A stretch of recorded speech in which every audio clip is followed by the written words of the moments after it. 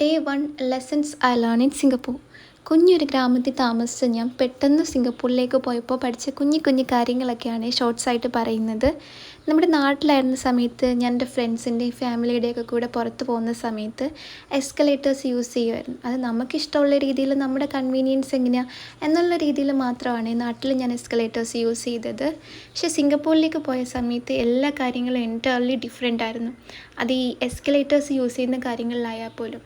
അതായത് അവിടെ ചെന്നപ്പോൾ MRT station, mall, airport, bus interchange, super market എല്ലായിടങ്ങളിലും എസ്കലേറ്റേഴ്സ് ഉണ്ട്.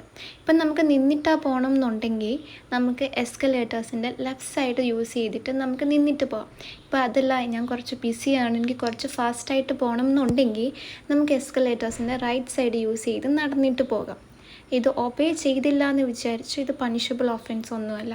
ബട്ട് നമ്മൾ നമ്മുടെ കൺട്രിയിൽ നിന്ന് നമ്മൾ മറ്റൊരു കൺട്രിയിലേക്ക് പോകുമ്പോൾ അവിടുത്തെ റൂൾസ് ഇങ്ങനെയൊക്കെയാണെന്ന് വിചാരിക്കുമ്പോൾ നമ്മളിത് ഫോളോ അപ്പ് ചെയ്യണം.